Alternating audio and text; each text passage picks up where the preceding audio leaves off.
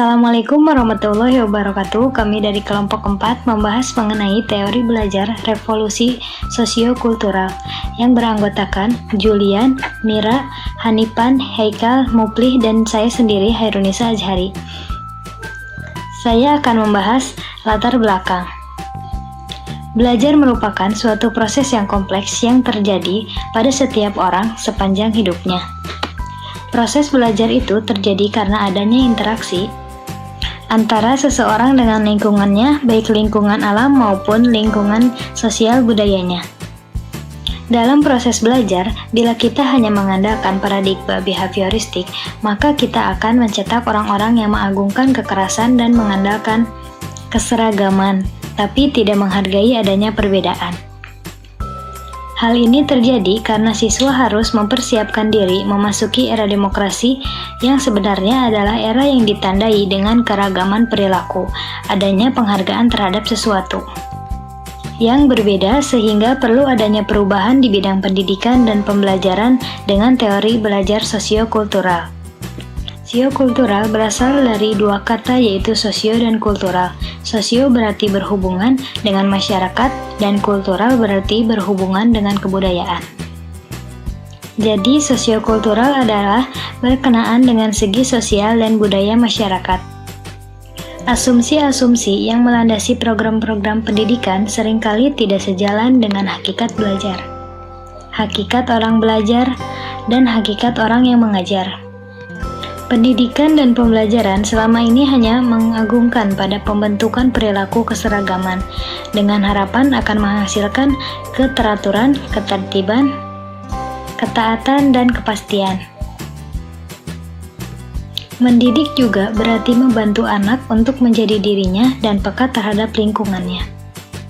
Harus berusaha diciptakan lingkungan belajar yang demokratis sehingga setiap anak satu persatu perlu diberi kebebasan untuk melakukan pilihan-pilihan sesuai dengan apa yang mampu dan mau dia lakukan. Selain itu, diperlukan sikap dan persepsi yang positif terhadap belajar menjadi modal dasar untuk memunculkan prakarsa belajar. Ini semua menjadi sangat penting untuk mengembangkan kemampuan mental yang produktif. Dari penjelasan yang tadi sudah saya sampaikan, maka para pendidik atau guru dan para perancang pendidikan serta pengembang program-program pembelajaran perlu menyadari akan pentingnya pemahaman terhadap hakikat belajar dan pembelajaran.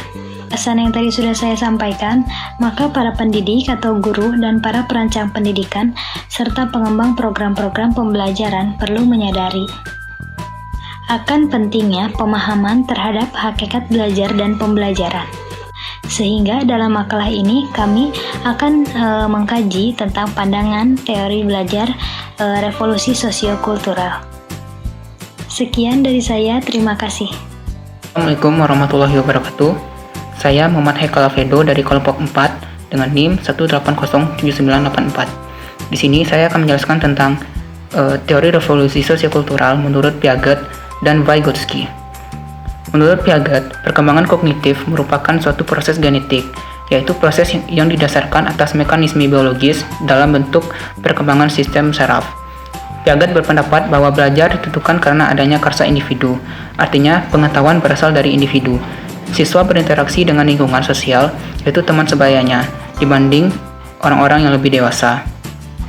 Penentu utama terjadinya belajar adalah individu yang bersangkutan, sedangkan lingkungan sosial menjadi faktor sekunder. Keaktifan siswa menjadi penentu utama dan jaminan kesuksesan belajar, sedangkan penataan kondisi hanya sekedar memudahkan belajar. Perkembangan kognitif merupakan proses genetik yang diikuti adaptasi biologis dengan lingkungan, sehingga terjadi ekuilibrasi. Untuk mencapai ekuilibrasi dibutuhkan proses adaptasi, yaitu asimilasi dan akomodasi. Melalui asimilasi, siswa mengintegrasikan pengetahuan baru dari luar ke dalam struktur kognitif yang telah ada dalam dirinya.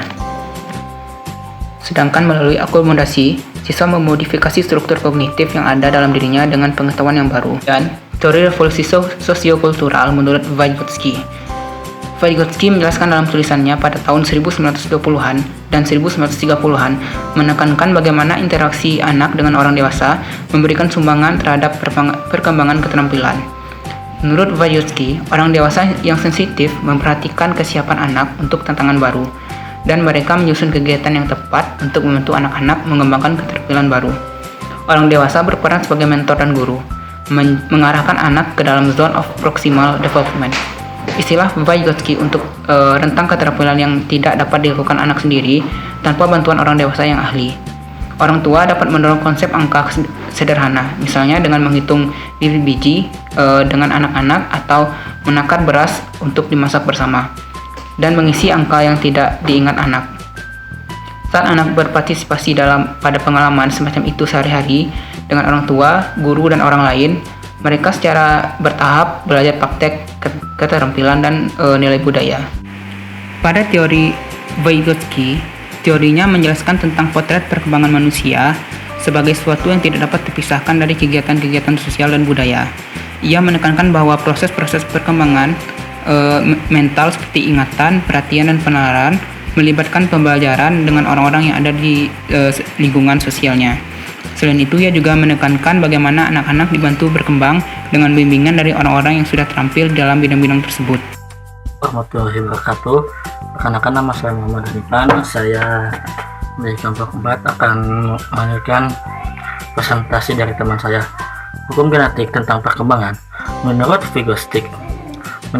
Vygotsky, interpsikologis atau intermental dari intrapsikologis atau intermental dan interpsikologis atau intermental. Pandangan teori ini menempatkan intermental atau lingkungan sosial sebagai faktor primer dan konstitutif terhadap pembentukan pengetahuan serta perkembangan kognitif seseorang, sedangkan fungsi intermental dipandang sebagai derivasi atau keturunan yang tumbuh atau terbentuk melalui penguasaan dan internalisasi terhadap proses-proses sosial tersebut. Zona perkembangan proksimal, zone of proximal development. Vygotsky membagi perkembangan proksimal dalam 2 tingkat. Satu, yang pertama, tingkat perkembangan aktual yang tampak dari kemampuan seseorang untuk menyelesaikan tugas-tugas atau memecahkan berbagai masalah secara mandiri atau intermental. Yang kedua, tingkat perkembangan potensial tampak dari kemampuan seseorang untuk menyelesaikan tugas-tugas yang memecahkan masalah ketika di bawah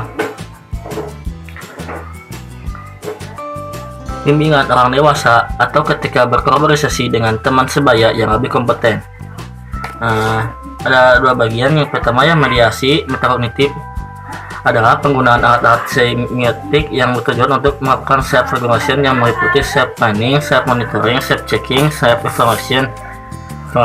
Mediasi metakognitif ini berkembang dalam komunikasi antar pribadi. 2. Mediasi kognitif adalah penggunaan alat-alat kognitif untuk memecahkan masalah yang berkaitan dengan pengetahuan tertentu atau subjek domain problem. Mediasi kognitif bisa berkaitan dengan konsep spontan yang bisa salah dan konsep ilmiah yang lebih terjamin kebenarannya. Sekian dari saya. Wassalamualaikum warahmatullahi wabarakatuh. Assalamualaikum warahmatullahi wabarakatuh. Perkenalkan, nama saya Mira Prihandini. Di sini saya akan membahas mengenai implementasi teori belajar revolusi sosiokultural. Penerapan dalam teori revolusi sosiokultural itu ada beberapa bagian. Di antaranya yang pertama ada dari keluarga. Pada dasarnya, pendidikan paling awal adalah dari keluarga. Setiap anak dapat melihat, berbicara, mendengar, bersikap, dan mendapatkan pengetahuan itu dari lingkungan keluarganya. Nah, kepribadian dan perilaku si anak itu pasti akan berbeda-beda satu sama lainnya, karena terbentuknya dari latar belakang keluarga si anak tersebut. Lalu yang kedua, itu ada dari masyarakat. Dalam masyarakat, terdapat banyak sekali perbedaan-perbedaan budaya yang menimbulkan banyaknya perilaku, pengetahuan, keterampilan yang ada di masyarakat.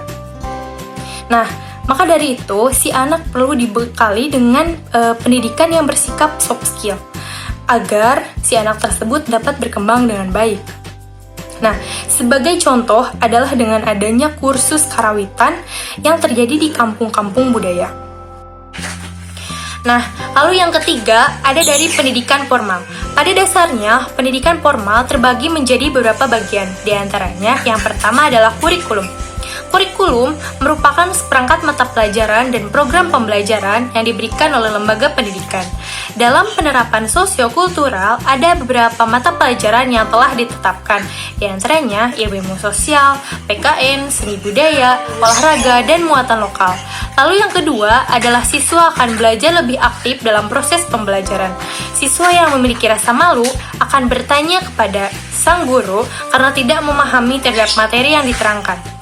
Bisa belajar dengan temannya karena komunikasi dengan temannya yang terbuka akan terasa lebih nyaman.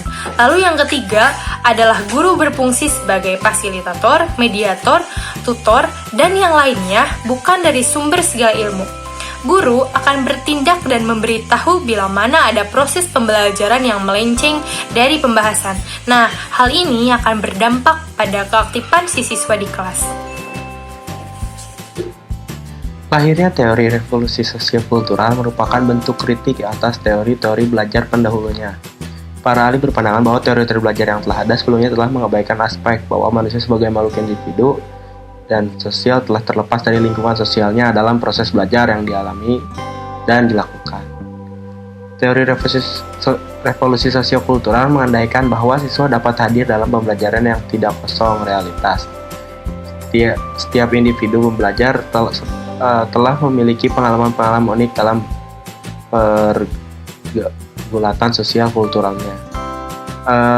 Ada juga 3 aspek penting dalam teori belajar revolusi sosiokultural, antara lain yang sudah dijelaskan sebelumnya oleh Saudara Mufli. Ada pula kelemahan dari teori revolusi sosiokultural ini, yaitu hanya terbatas pada perilaku yang tampak. Sedangkan proses-proses belajar yang kurang tampak seperti pembentukan konsep belajar dari berbagai sumber belajar, penyelesaian masalah, dan kemampuan berpikir sukar diamati secara langsung karena lebih menekankan ke pembelajaran real di masyarakat. Itu sendiri dilihat dari 3 aspek penting dalam teori belajar revolusi sosiokultural ini.